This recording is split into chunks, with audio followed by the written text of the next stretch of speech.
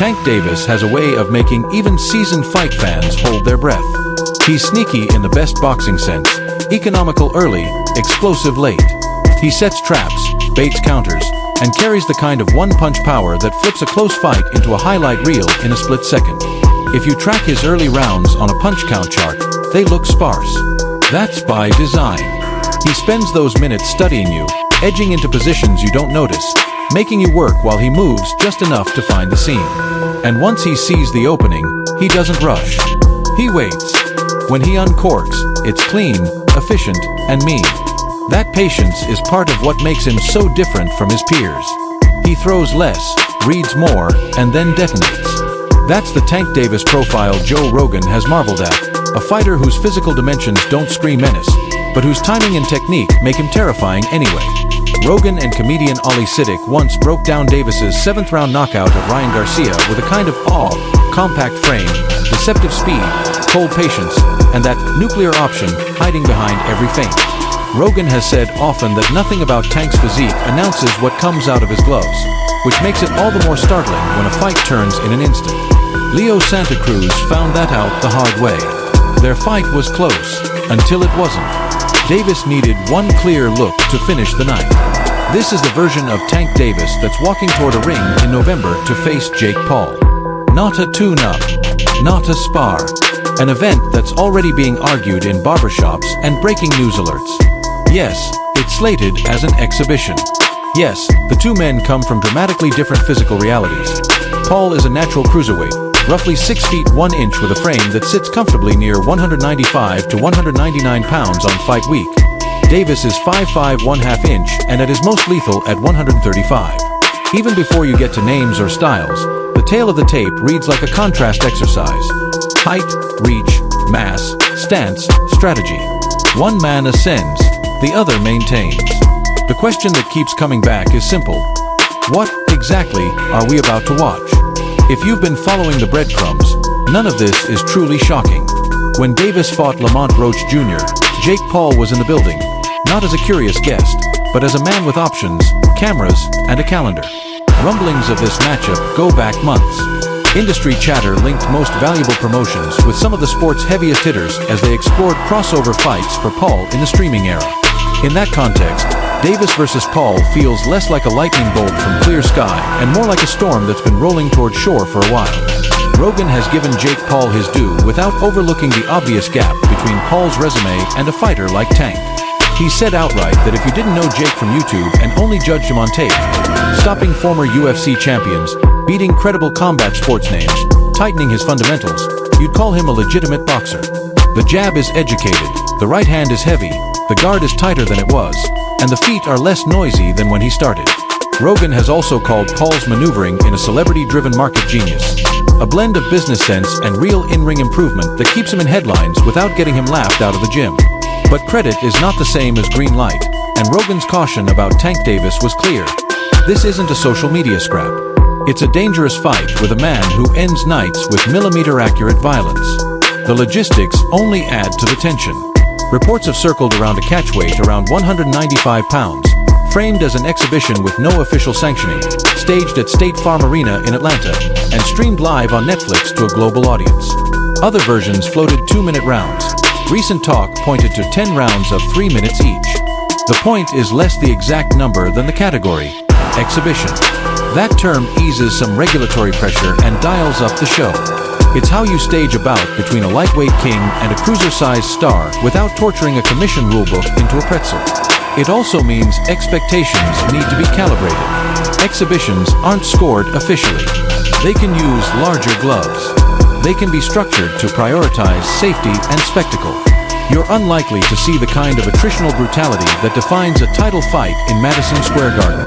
But you might see the kind of moments that make people argue for weeks. Sharp counters, mismatched clinches, feints that drew bites, footwork patterns, and yes, power on display from both ends of the size spectrum. To make sense of it tactically, imagine what a smaller, faster man can try against a bigger, stronger one. A popular analogy making the rounds compared this size disparity to smaller fighters outpointing much taller opponents in other promotions. Jab to the body, pop the overhand when the guard widens, angle out before the counter comes, rinse and repeat. Against a bigger man, the body jab does two jobs: scores points and makes him reset. Distance becomes a weapon. Speed becomes insurance. In that model, the smaller fighter makes the big man carry weight with movement, not clinches, and wins rounds on activity and accuracy. If you're sketching a path for Davis, that's the clean pencil line. Touch, turn, touch again, disappear, then bring the counter when the bigger man starts missing heavy. But the other side of the chalkboard is stubborn. Mass matters. It changes the sound of a punch landing, the way shoulders absorb collisions, the energy it takes to push off and escape corners. A clinch with a natural cruiserweight is a different conversation than a clinch with a fellow lightweight. A misstep in the pocket is a different risk when the hand coming back at you is attached to 195 pounds. Even people who favor Tank emphasize the optics. Casual viewers may not care that a smaller fighter took a single heavy knockdown against a much bigger man. They'll only see a champion touch canvas. That perception battle is part of what's at stake. Not everyone wants the fight to happen. Shakur Stevenson said outright that Tank choosing Jake Paul over facing him would be disrespectful to the sport.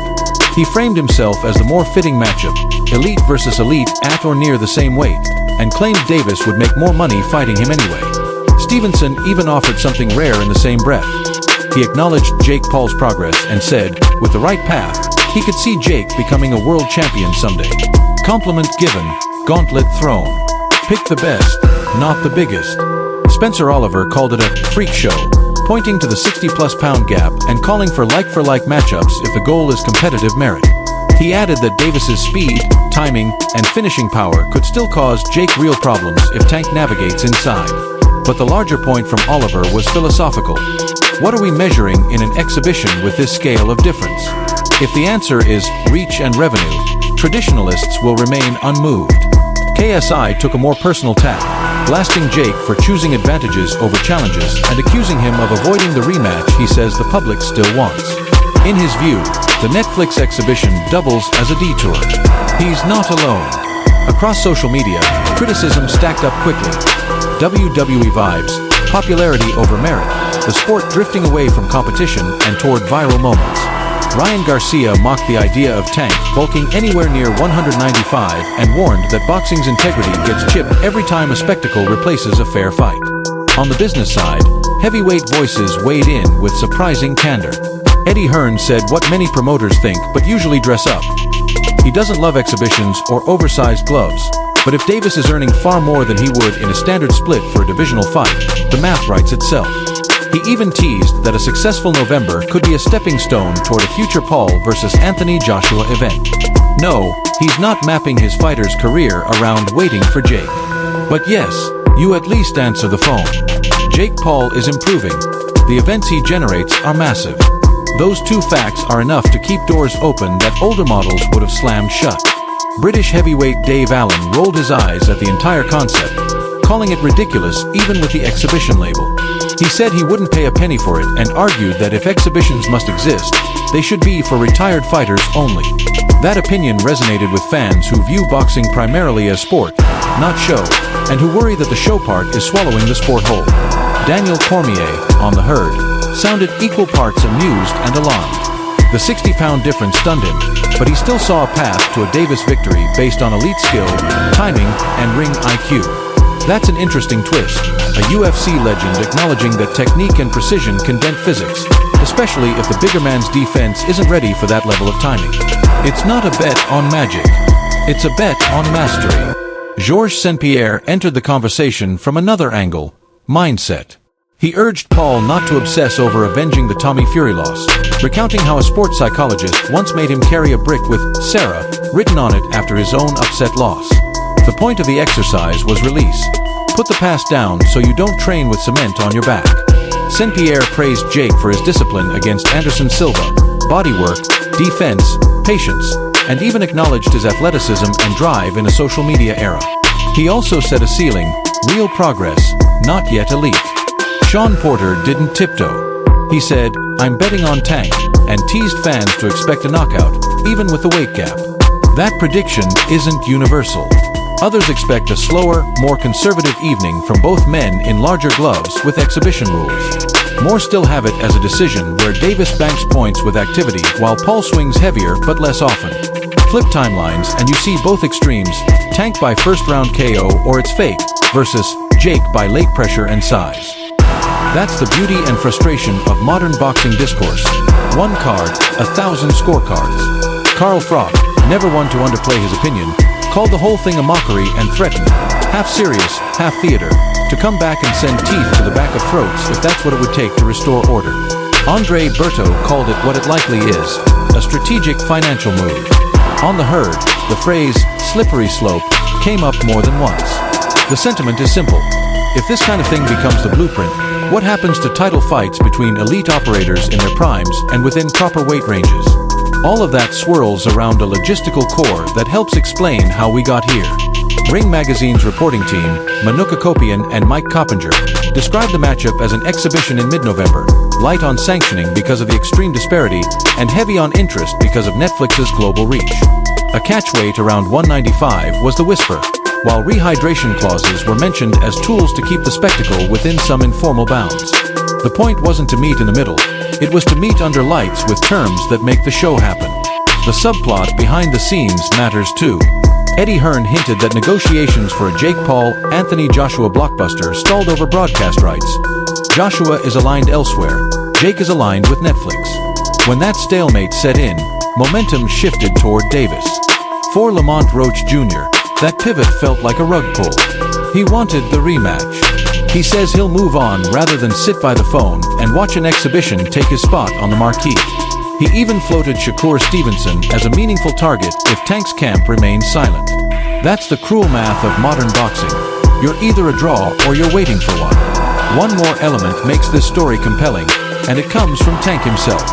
He has called Jake a clown in the past, laughed at the idea of sharing a ring, and flatly said he isn't at the stage of his career where sideshows make sense. And yet, over time, he's also acknowledged that Paul's dedication looks real, that he's not just doing it for hype, that he's decently skilled, and that anyone who climbs through ropes is mentally tough. That doesn't mean Tank suddenly sees Jake as elite. It means he sees him as serious. Respect with boundaries. That's a healthier lens than most internet debates offer. So, will Tank Davis knock out Jake Paul? You'll hear smart people argue both sides. On one hand, Tank's trap setting and precision counters are the exact tools that punish big swings and lazy exits. If he lands something the bigger man doesn't see, size might not save him. On the other hand, Jake's mass, reach, and improved fundamentals could blunt Tank's entries, turn clinches into resting stations for the bigger man, and waterlog the smaller fighter's weapons over 10 rounds. Exhibitions also change psychology. Fighters rarely go looking for the kind of violent punctuation that can end careers or ruin negotiations. Fans expecting a demolition might get a chess match wrapped in showbiz. What's undeniable is the reach. A Netflix boxing stream puts this event in front of living rooms that never buy pay-per-view. As a piece of boxing news, Jake Paul versus Gervonta Davis is enormous. As a piece of boxing analysis, it's complicated by weight, rules, and intent. As a slice of boxing culture, it's a referendum on what the sport wants to be in 2024. Pure competition with clear merit, or a hybrid where money and moments share top billing with belts. If you're Tank Davis, the risk is mostly reputational. Lose, or even get knocked down, and you'll hear about it long after people stop mentioning the weight gap. If you're Jake Paul, the upside is massive. Beat a pound-for-pound talent under any rules and the legitimacy conversation changes overnight. Even a competitive exhibition against a smaller great shifts tone in a way that another crossover win does not. That's why both men said yes. Both men are chasing something only the other can give.